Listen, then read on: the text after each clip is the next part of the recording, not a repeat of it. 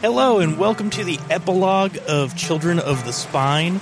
We got back from our celebratory dinner after recording the finale and decided that we wanted to talk about and reminisce and reflect on the game a little bit more, so we recorded this.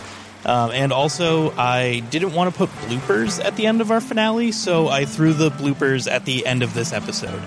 So, one word of warning. I have no idea what happened. The setup literally didn't change, but the audio quality is terrible. I tried to fix it as much as I could, so if you can't listen to it, I don't blame you, but I didn't want to have us sit down and re-record this in any inauthentic, insincere way. I didn't want to try and recreate what we talked about, because this was kind of raw and in the moment, so I want you guys to hear what we were talking about in the instance that it was happening. So I hope you can forgive us for the bad audio, and I will let you get to it. Enjoy.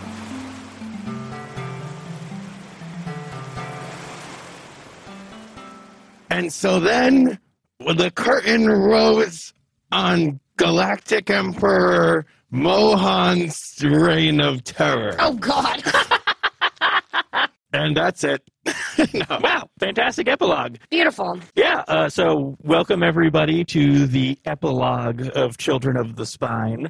We're just going to talk a little bit about where our characters end up and what we liked about playing the game, maybe some little favorites things, just kind of a recap of the not a recap, but our just feelings on playing the campaign and stuff like that, just a little insight into some things or whatever.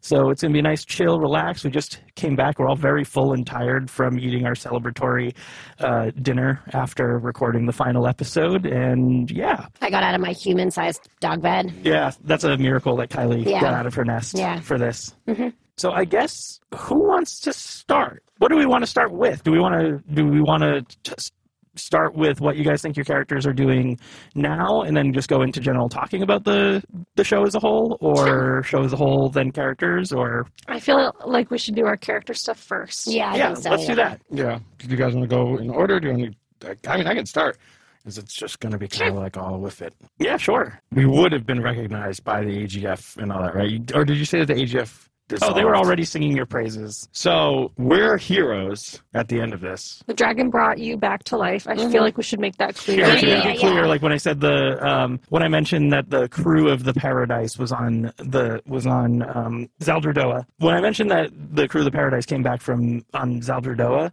I did mean the crew of the Paradise. All of them. All of them. So it was kind of a big flash, and no one knows what happened. All the same stuff happened from the prequel, but because the dragon lived this time, they were able to, they have access to all psychic ability. They were able to take those few weeks to rest, recuperate, and then return once the fallout was over. Yeah. Yeah. And then the dragon gave me psychic powers. Sure. I'm not going to stop you guys from really saying too much of anything. It's over. What do you want for your characters? Powers. No. The dragon took the entire universe's psychic powers away. He could have. No, but seriously, though, come back to life. Go back to the AGF.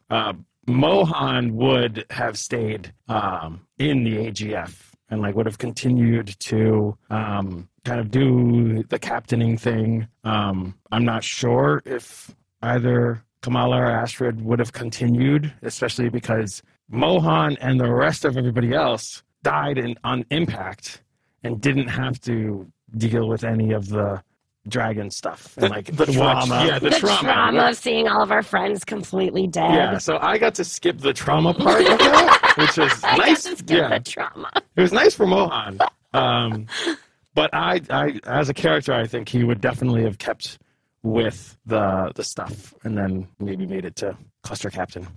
Nice. Just Cluster Captain? You're not aiming for the stars here? Or Spiral Captain? No, it would be, I think at the end of the day, it would be probably maybe after Cluster Captain used the diplomacy stuff and all that to do the AI, negotiate a peace treaty with the AI and then the Loyans, and kind of do actually follow through on your promise to Yeah. Trixie. But I would have had to come back, establish more Yourself. stuff. Yeah, and like actually rose in rank and things like that so that I could bring that network over to the Niloyan AI planet. And then it would be renamed Mohalia. You know Mahalians are a race, right? Damn it. Mohania. Mohania, yeah. Like I also- Bohemia. Oh, Yeah. jeez. I also feel like Mohan is much more like hands-on. And I think it would be hard for him to take that step back and be like a spiral captain and have to be like the reserved and like not in the middle of everything. Whereas I feel like even like as a cluster captain, you can still be in the middle of things while still having that authority. Right. I can see that working really well for Mohan. Yeah, exactly. It's like I don't think he would want to do like he wouldn't want to be in like an Oval Office with like a bunch of other captains just talking about the missions and this one went well and this one didn't. Like he would want to be there in it. And then I think that's why following through with the AI thing and then becoming president of the planet would be good. I love the side-eyeing that you're doing to us. Like, don't you dare contradict me. This is my planet. You can by the have time it. you're cluster captain, do you stay in Sanguinity? Do you like wait to become cluster captain whenever Radko or one of the others? There's two other cluster captains of Sanguinity. We've just never really chatted about them. Yeah, there was a coup. There was a coup. Oh my god. Radko gave us only a pizza party and a T-shirt. Oh, so yeah. there was We a did coup. forget to mention that we got back to the AGF and we got a pizza party and all we got were these stupid shirts. You know, we killed the Terran and all we got was these stupid shirts. Yeah. Because it wasn't a paid gig. We didn't get paid for that. Yeah. And they could sing our praises all they want, but But it doesn't pay the bills. How long do you think it takes before you become cluster captain? Well, we've already been going at this, the AGF stuff, in that time skip thing that we did. It was like, what, 8 years? 6 years. 6 years. This took like a week. God, when you think about it that way. Oh my. It was a few weeks, but yes, because you were at least you Yeah, guys 'cause we were were, like, unconscious there, for and 2 then we had weeks, to get and the back Terran was together. trying to take over your brains. I would say it probably happened pretty quickly, like within a year or two, because we already had all that time under our belt and we saved the universe. Yeah. There is that small element. Yeah, you know, that little side thing. Get a new ship too. Yeah, gonna need one. That's true. I mean, maybe what happened was after Kay came back and explained that he didn't actually make it to like his mom's, like maybe Tsunade decided, actually, I'm going to step down from this spiral captain thing, and that's how it created room for you to pretty much immediately move up. Oh Yeah. yeah, maybe she was like, I want to spend some more time with my family. yeah, like that. She's got a little bit of a heart to her. Not That's the total cute. cool calm exterior. Yeah. Aw. All it took was her kid dying and coming back to life. Yeah. Almost not coming back to life. Almost not coming back to life. But yeah, no, I think that's where Mohan would end up. He'd end up doing more pirating, keeping his promises. And then, I don't know, I think he'd probably just kind of putz around, you know. I don't think he would, after the AI thing, I think that would take quite a while. And then he would just go happily into retirement. Because at that time, he was almost 30. So he would have been 30 by the time he gets to the planet thing, finishes the planet thing at like 50. That's a good space age to retire.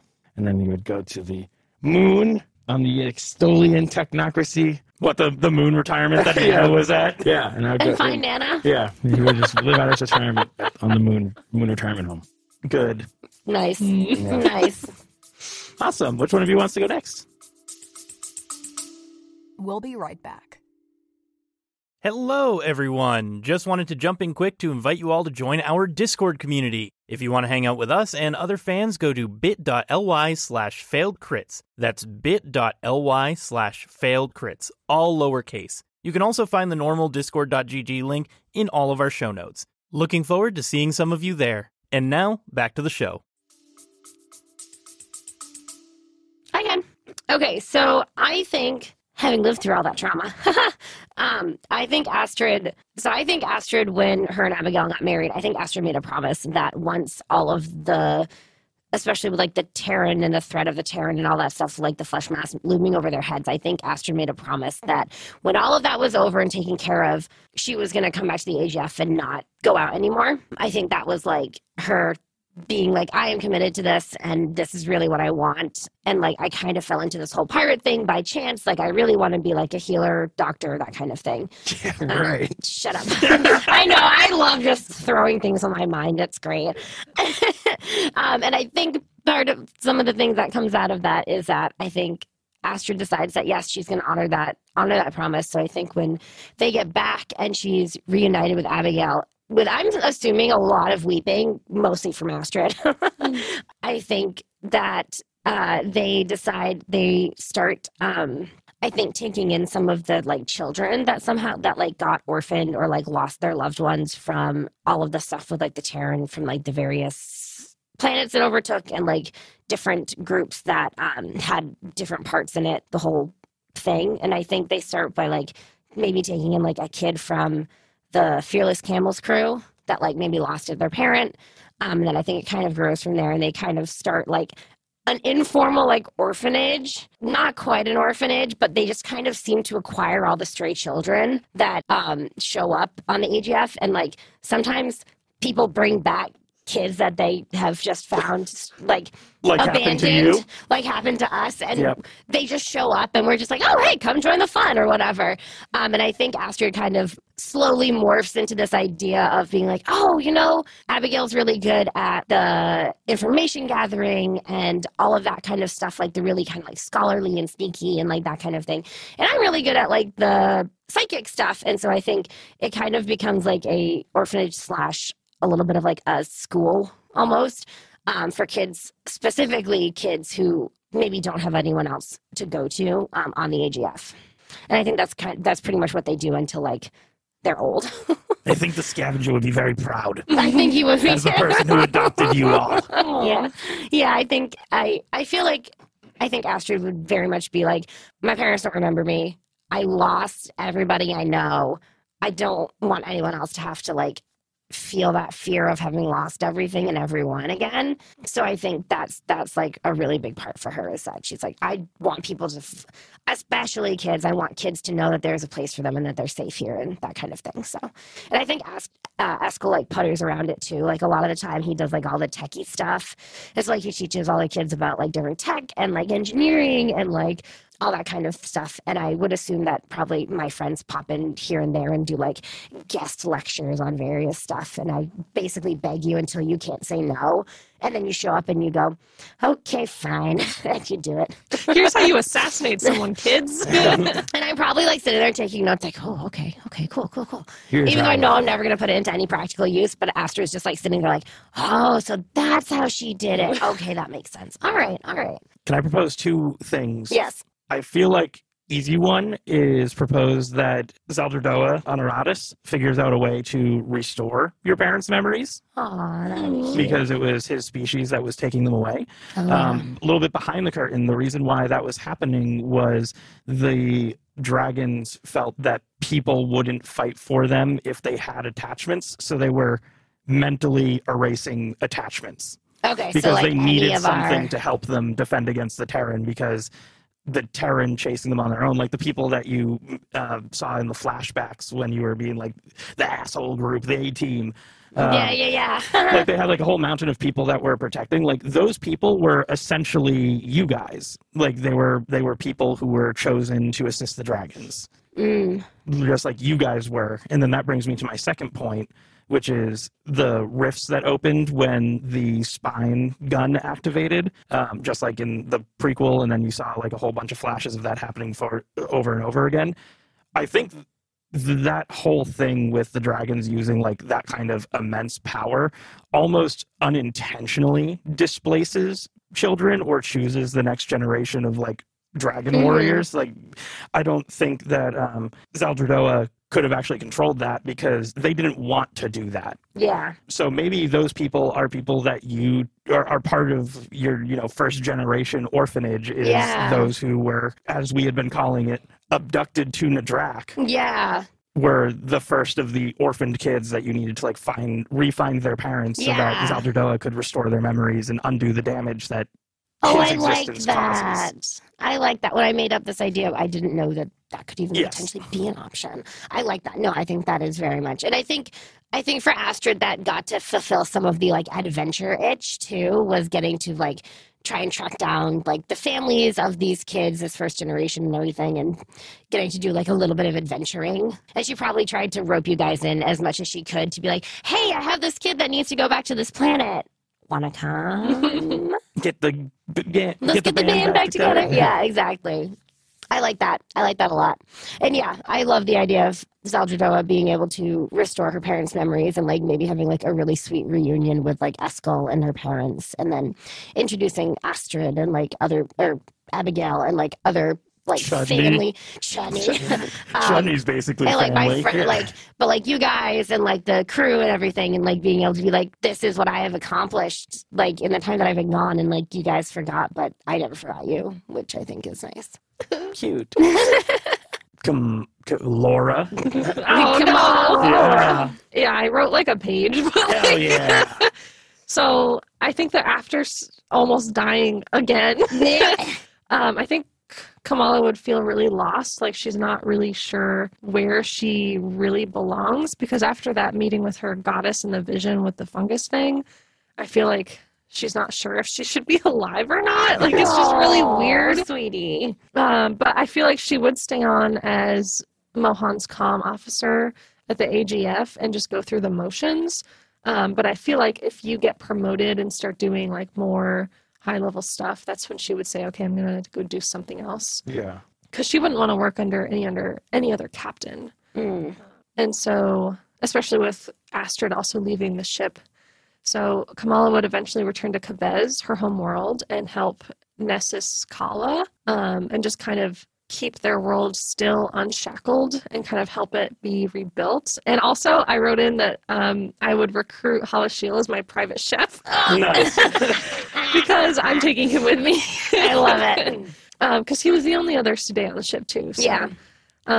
And that this part of her life brings a lot of joy and happiness, which is pretty unfamiliar to her because she was so young when she was on Nedrak. And then after being on her homeworld for so long, I think she would finally learn through either the whispers people say about her or hacked terminals that it's not normal to lose all of your feathers at once at puberty and then like change your feather colors and bark color like multiple times throughout your life. Like that's not normal for us today. But she had no context for that.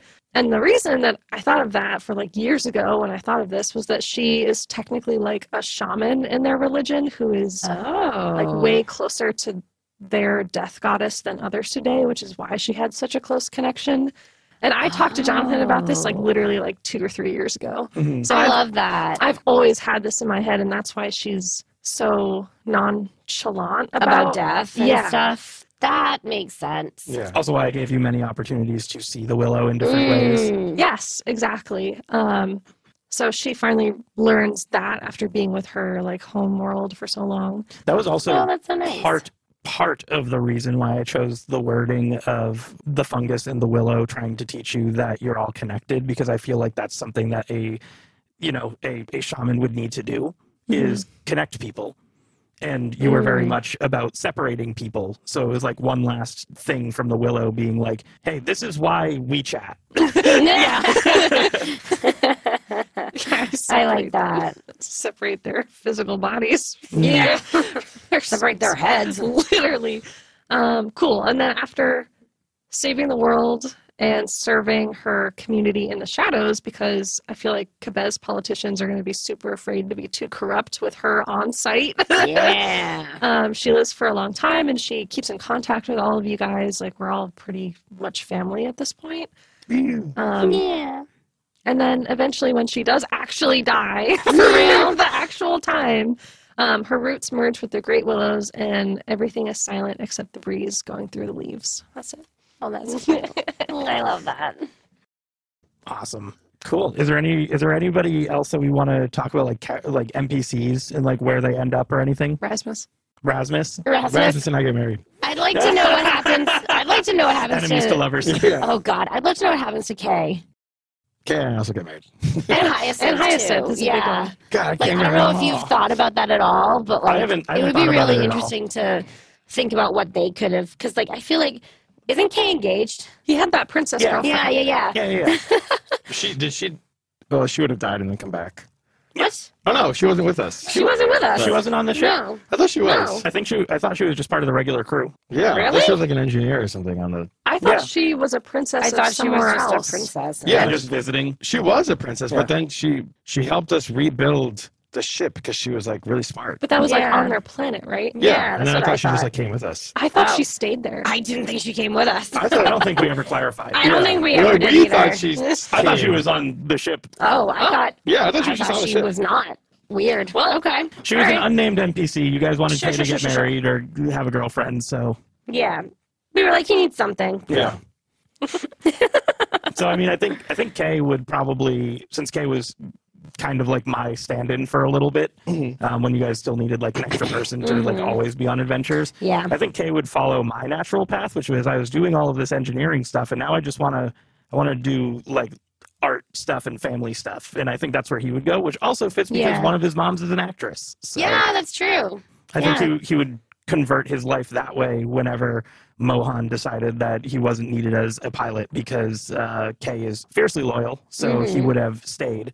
Oh, yeah. But I think eventually Mohan doesn't need him as a pilot, or there's like an opportunity for them to split, and he takes it. Yeah. Yeah. I think that makes sense. Probably right when you start going to do the like whole AI diplomacy thing. Yeah. Like you didn't really need a pilot. You were going to be there for a long time. And I think Yeah. that's probably when Kay was like, You're probably it's been good great, now. Mohan. I'm going to go live my life. No, Yeah. you're gonna drive my car. God. Yeah, so pretty Glorified much like when you chauffeur. stop quote unquote adventuring is when he stops being a pilot. Yeah. I think that makes sense. Yeah. Hangs his old pilot hat up. Aw. He did too many captain specials. He needs a little bit of rest and relaxation. I feel like for Hyacinth, probably as soon as we get back, she's probably like, I'm fucking done.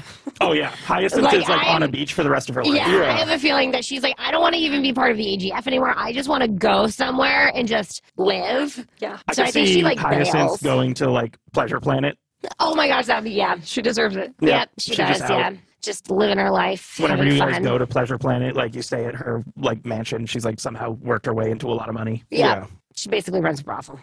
She could. She could. Who knows? I love it. I love that. I think she would also not use her psychic powers. Oh yeah, gone. Yeah, done. I She think would she's never like, use I them. don't even touch that anymore. I think she would pull like an avatar and just be like, "Hey, just get rid of him. I don't Oh, need him." like have the dragon remove them for Yeah. her? Mm-hmm. I could see that, yeah.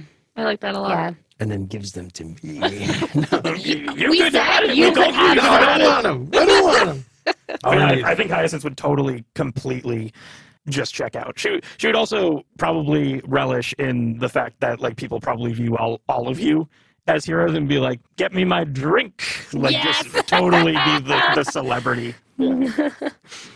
Conveniently leaving out the part that she was like our enemy for a while because she was possessed. It didn't matter. Yeah. Yeah, we don't put that in history. No. No. No, that part's left out. I feel like for Erasmus, would he be like? I can picture him as your bodyguard for a while. I don't my know why. husband. Oh, Are you gonna Oh, marry okay. We're Rasmus? marrying. We're getting married. You're marrying the janitor. Yep. I say that's fine.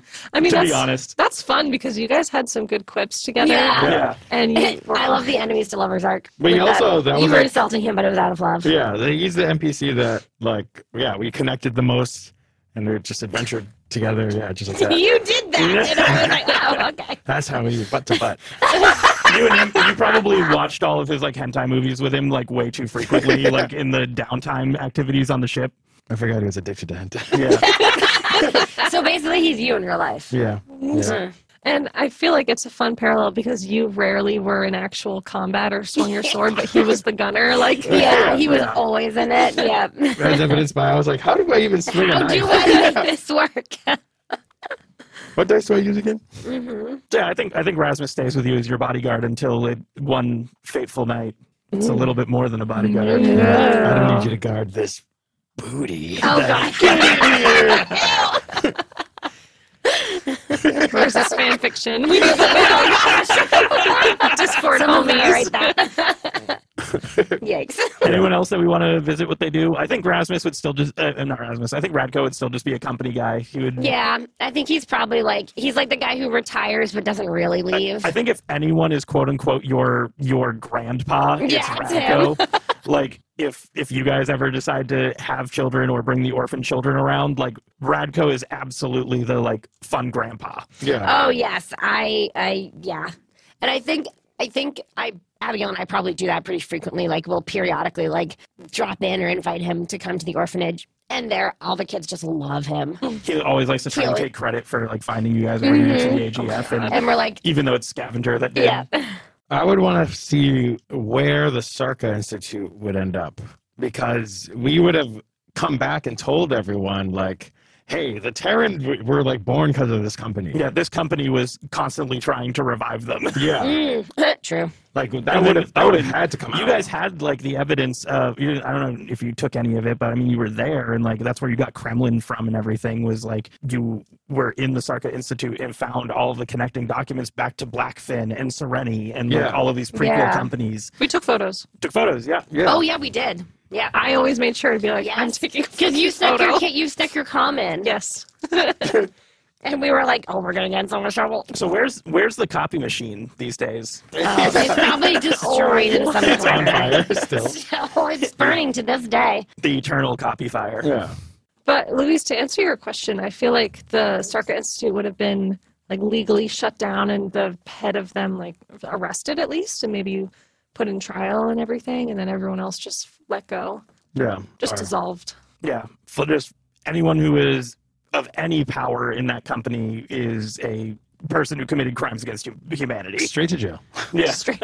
I want to know about Mother Doria, because there's a live dragon and her entire part of the fleet is all about that. I personally think that Mother Doria would be reformed by being in the presence of Zaldrdoa.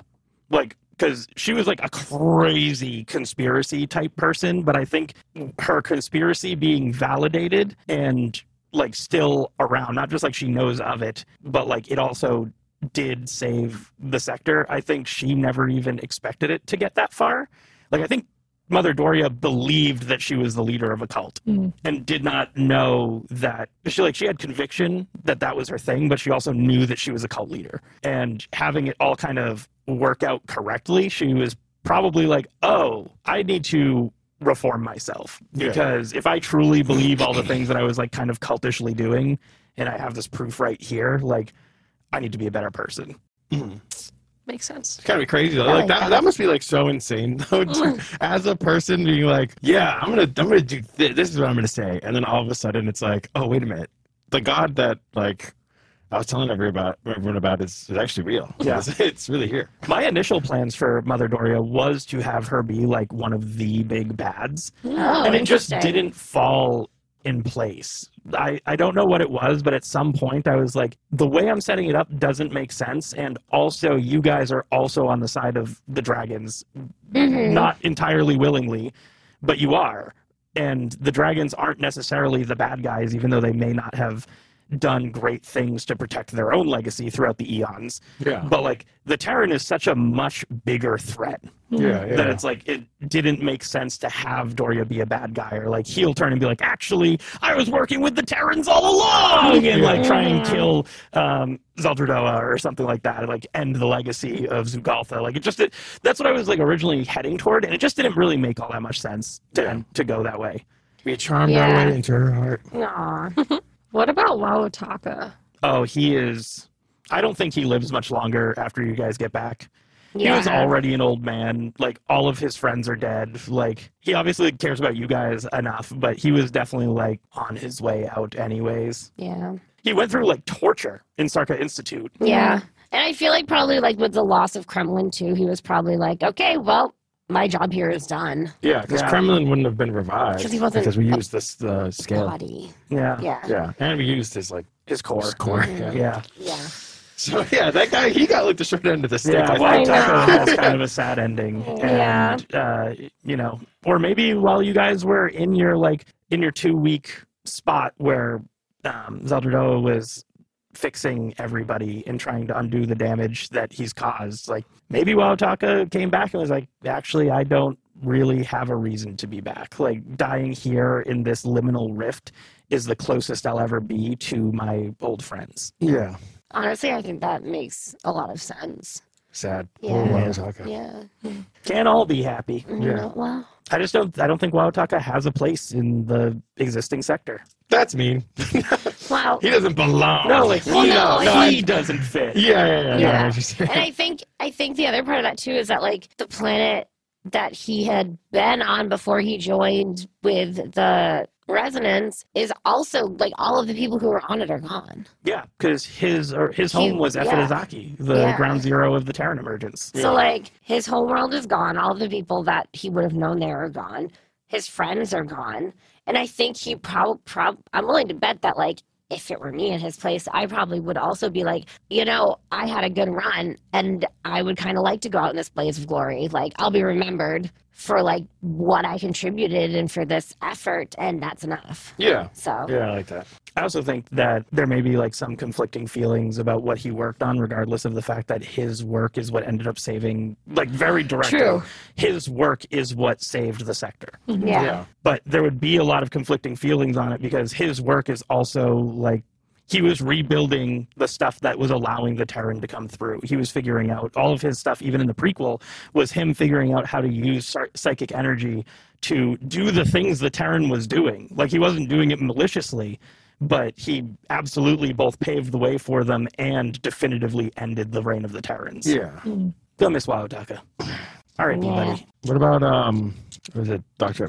I don't even know if she was still alive. In this No timeline. idea. We never talked about her. We Yeah. never did anything with Barbalil, really. We, It just kept popping in my head. yeah. Yeah, what about a Booth, that one dude on the The train? one dude on the train that you still have a note for. Yeah. We definitely thought he was going to be more important than We got a anybody. name, I wrote it down. He Yeah. was actually in the middle of filming Undercover Boss and was Beef Jesus. What about Rufus D. Shoot? Who else do we have random list of names for? Frank, rip. Yeah. R.I.P. Frank. I got been there. I mean, I feel like the only other person would be like Scavenger, but he's not really that important to our story. He was more important to the prequel. Yes, yeah. Havelock. Oh. Havelock is dead. Yeah, I worked that a while ago. Yeah. Yeah. I assume that all these people that we're talking about, like Wautaka, Havelock, like you guys would have some sort of memoriam from them, even though they wouldn't have really wanted it. Like you guys kind of probably do that in private. Yeah. I think we have like our own little like time to remember them and stuff. And yeah. I plant little trees for them. Oh, that's cute. I'm ready to talk about game stuff. Yeah, we can move on. And we all live happily ever after. The end. Yay! Yay. Except for Wild Time. Well, I think he got the ending he needed, though. He helped everything that he needed to help. Yeah. Him and Kremlin pretty much went down together. Mm-hmm. Okay, other stuff, game stuff. I really enjoyed going back as Delta because I really liked the context that we got about the Terran from that. yeah. I think it really made them more like concrete to me. Yeah. Yeah, it definitely helped me understand like what this thing is and that it was more than just like a mindless thing. Like it came from a place and It's thousands of millions of people. and it's just like I think the context behind it made it even more horrifying to like think about, and I was like, gross, I hate it. And it's us. And it's us. Yeah, pretty much. Hey. I hated every race that we ever participated in. So I didn't end up doing any sort of race thing because you had made a comment in in the episode where you guys woke up from that whole backflash area with the Terrans. You had mentioned that you're counting the fact that you were the only person to wake up and you saved the entire crew as you winning a race. Yeah. And I actually kind of like that. The more that I do thought too, about yeah. it was like that was Mohan's winning the race. Yeah. He 'Cause I also did- won the race to death between the three of us, so I there's know. that. I just put a big check mark next to win a race.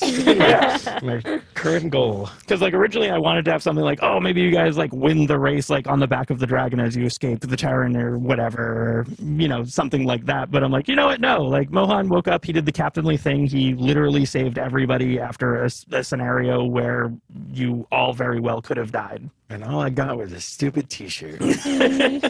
And a pizza party. The progression of skills and how we each kind of grew the character growth, Yeah. I should say. I think that doing it the way we did it, which was like slightly different than I think the rule book. Oh, we did plenty of stuff kind of different than the rule book. It was whatever fit what we were doing at the moment. But I think it really We played a little fast and loose with the rules. it really helped with the way that we developed the characters, and I think like actually role played, because we each have like way different stats. Yeah. And like it really, I think like the role play with the leveling up, not being like, oh, this episode we got this much experience, blah blah blah, you know.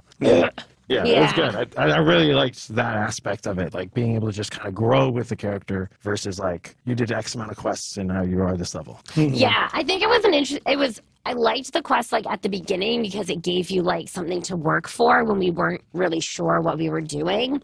But I think you're right that like we got to a point where it just didn't make sense anymore, and it was easier to like phase it out. And then I feel like the growth and the progression of the characters was a lot more natural that way. Yeah. I mean, my original setup of the episodes was there were 3 episodes of random stuff, and then 4 episodes. Was it 3 and 4?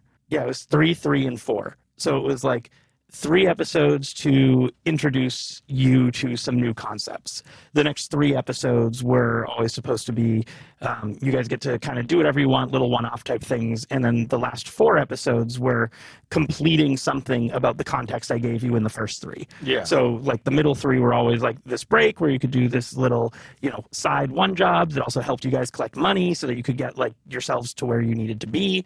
But yeah, that was my intentional progression for storytelling. 3 episodes of introduction to a new concept, 3 episodes of do whatever the hell you want, and then 4 episodes of progressing towards a goal or a resolution. Yeah. Back to the past. I really liked how we did the mooring. The mooring was super fun. Yeah. I just saw a note about that. I love that you like legitimately made like a quiz. What if Kay didn't save us from the mooring? I thought that was a great way to tie in Kay, and then also have us like figure out. I mean, it's the classic pick which house you're going under. It's just but better. Pirates. Pirates. A lot of work went into the AGF that never really came up, but like, I don't know, that's kind of what I love about doing this type of stuff, obviously playing the game and everything. But for me, when I make these stories, I like learning about everything that I could possibly want to put into these places. Yeah. And then having it in case you guys go for it. But even if you guys don't go for those things, I use all of that world building that I've done in my own head to inform the decisions we make going forward. So it's really nice to be able to make really detailed, intricate things like the mooring and why they exist and how they started and what the different factions are and how they come together, how they interact, all that stuff. And even if we don't touch it, it's like a really grounding thing for me for telling stories, is just having something that detailed to lean on. And the mooring was just completely is invaluable the right word? Yeah. It was completely invaluable to the formation of the AGF. It really pulled all of the different things that me, Kylie, and Luis had worked on with that quick game of Microscope for the AGF's history. Yeah. It really pulled it all together and was like, this is how we connect all of those branches and events and reasonings, and this is how they would have dealt with it. Are there any favorite NPCs you wish we saw more of? Nana. Always Nana. It's always Anna. I really like Captain Radko. I thought he was really cool. Yeah. Radko was fun. Radko was very fun. I like Scavenger too, but you're right. He is more from the prequel. I think I don't know what it is. I just really enjoy the voice. I really, for some reason, enjoy you doing that weird voice. Yeah. And I just I don't really care what he's saying. I'm just kind of enjoying the moment of just, it's not an Australian accent. I'm impressed. Thanks. I really liked doing the impersonal, you roll, and if it's a positive, mixed, or negative, then that depends how your relationship progressed with them. I really like doing those, when we were going from the south part and all we did was fight because we didn't really shit. And all we did was fight, but it was character development. It was, yeah.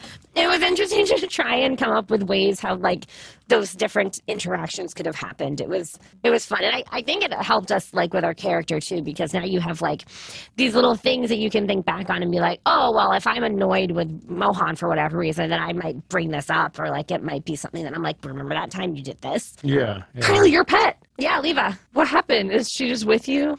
Oh, well, I'm assuming that she probably had the same fate as everyone else on the Paradise. Yeah. Right. And then came back with everybody else on the Paradise. So I am assuming that Astrid is probably very protective of her. And I mean, like, she was from the beginning, but I think she's even more so now. So I think she probably is like, you don't go outside without a leash. And I think Leva's probably like a little bit like annoyed by that, where she's like, just let me like run around. And she's like, oh no, you have to stay in the inside fence and like stay in the fenced in area and you can't fly away. And like, and she's just kind of like, You're just helicopter parenting your I'm pet. just helicopter parenting my pet. Yeah, pretty much. And I think it's eventually, I think Abigail probably gets me to like loosen the reins enough that like I let her kind of do her own thing. Because like, Leva's kind of like a partially like almost like a magical creature in the sense that like she's connected to my power too. So like I feel like some of that connection's a little different just because like she's a little bit more than like your average like animal. Yeah. Yeah. Anything else? I liked the foci. Picking your specializations was cool. I really wish I had picked Ironhide earlier because that was real beneficial. I think we have to give our dues to Kevin Crawford with Stars Without Number. Like, I really like this. Yeah. it was a very good system for the way we grew with it. And, you know, it really helped us, or at least me, and, you know, through me, them, decide when we wanted to, like, spread our wings a little bit more and, like, get a little more creative with what the system was allowing us to do. Yeah. Yeah. Fantastic game. Really enjoyed it. Gonna miss it. Yeah. Yeah. Yeah. I mean, especially because we were like, oh, let's use we were like, oh, physical saving roll for, you know, jumping out of a vent, and then Yeah. Yeah. to, you know, growing up to Literally like failing a physical save roll to everybody dying. yeah. Whoops. Well, like that was like that's what's like really cool about it too, is that like even though we got better and this like became lower, I still rolled bad and died. Yeah. Even though I'm like supposed to be way stronger than, you know. You were before, Yeah. but some things never change. Yeah. It did a good job at keeping us thematic with our storytelling. Yeah. Yeah, and It was a our very rolls grounded continue to be correct, foundation. Yeah. So, We always got stronger, but we were always still vulnerable. a little bit. Yes. I guess the only other thing that like I would want to say about this whole thing is I had so much fun coming up with the names for the episodes. I don't know why I decided to do it when we first started, but I was like, oh, the first few episodes I named after quotes from sci-fi media. And I'm like, I'm just not going to stop with that. And it was like really challenging to try and find quotes that fit sometimes. A lot of the times I had them ahead of time because I knew what I kind of wanted to do with the episodes. And yeah, if you go back through, a listener, if you go back through and read all of our episode titles, they're all references to other sci-fi. And a lot of the time, that media is reflective of some of the challenges that we ended up facing in the actual episode content. And that was a lot of fun. This epilogue, by the way, it took all the way to this epilogue for me to sneak one in there, but for Darling in the Franxx, which was something we were watching right when we first started this. Oh my gosh, yeah. This episode I'm calling The Beautiful Testimony That We Were Here. And that's the last words that are said on Darling in the Franxx. Yep. Ow. Right in the feels. Burn it all down. Oh, Jesus Christ. So yeah, there's a lot of fun ones in here. And specifically, episode 36 is titled The Spine Twisted and Tied. And that is what I was listening to Darren Korb soundtracks. And on the Transistor soundtrack is a song called The Spine. The way that we even got to the spine existing as like our center, like Children of the Spine thing, was I was thinking about what would it look like if there was a spine of the world? Because that's what the like song lyric is like, I see the spine of the world. And I'm like, oh, like what about a literal spine of the world? What would that look like? And that's how we got to like the dragons in space and like the spine actually being a spine of a dead dragon. And Yeah. so yeah, 36 was that. Whoa. Yeah. Children, and then when the children became adults. The children who are now adults. That was a great opening. That was a lot of fun. Good bit. All right. Anything else? I would love to know what our Discord friends have questions about, because we've done this for so long, but a lot of them have only recently listened to the whole thing. So they probably have very fresh questions that we haven't even thought about in years. So if you have questions, Quite please literally years. Yes. We can answer them on the live. Yeah, this will come out after we've already done our live, like this episode that we're recording right now. Right, yeah. So this will come out after we've done the live. This is kind of like a supplementary thing to the live. We're probably going to go over a lot of these questions again when we do the live. Okay. Cool. But please join the Discord. Please come and talk to us about the show. Like I mentioned, like the Mooring has tons and tons of stuff in it and stuff that never came out. I would always love to talk about the things that were planned for this world. Yeah. If you want to do the Mooring, it's $15.99. On our OnlyFans. Yeah. Another great bit from the show. Yeah. So yeah, just come join our Discord. Come hang out. Come see what we do next because it's going to be good. Come. We're good. Oh yeah, OnlyFans. Just come. Yeah, and then we'll be planning the new campaign, the new story. So that'll take a little while. Yep. Will we? No, those are just gonna be like brainstorming sessions, right? We're not gonna record. No, we're not going to record any of our like original stuff because like as we work on this because like I want us to play with the new system because I had to write a rulebook from scratch and like just see how it feels and then maybe after we try a few things be like okay this is what we want to do for a story, this is what we want to do for a theme, this is going to be the new campaign. Oh yeah. Gyarados. Yep. No. That was the name of Luis's first test character. Was Gyarados.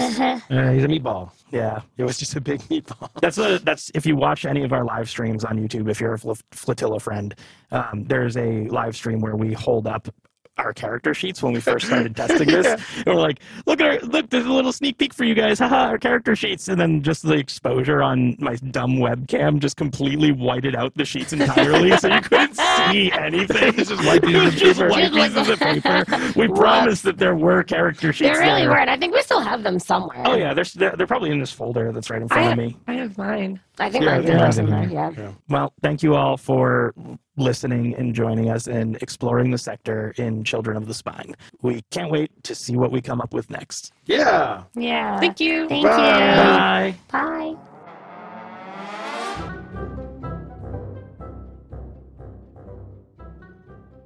There's Well, 7 that's of them. gone. We're doing great. That's like all the way at you guys. Here, have a new dice. So this one is going after. What the fuck? You have a tray for a reason. Yeah, what am I He's doing having a using the really tray fucking to hard hold time rolling his dice. Just throwing them across the room. Where'd that one go? D4. It's gonna hurt if we step on it. God. There it is. They rolled a pitches it. Chucks it across the room. Whichever one of you I hit. They're just that powerful. Shit. Why am I not using my tray to roll again? You idiot. Wait, shit. God, why am I not rolling in my dice tray? Because you're an idiot. Where'd it go? Oh, it's gone. Fuck, why am I not using the tray again?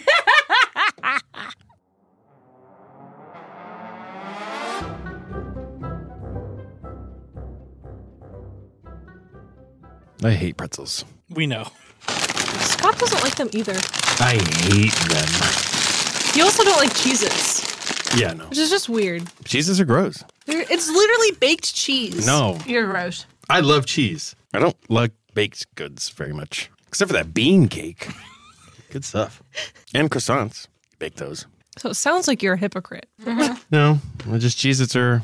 The cheese that they use is like Cheese Whiz cheese to bake it. It's like fake cheese. Gross. It says made with 100% real cheese, but the cheese they got from the bottom of a trash can. Oh. Trash cheese. Trash cheese. Last chew. Gotta get it all out of your teeth. I'm hungry. No. I'm going to go get some snacks too. And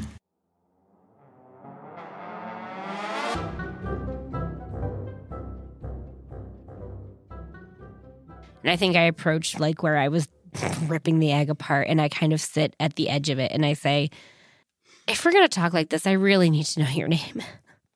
The Sprite bottle's in the way. What a blooper. What's your name? Sprite. You fucking should be.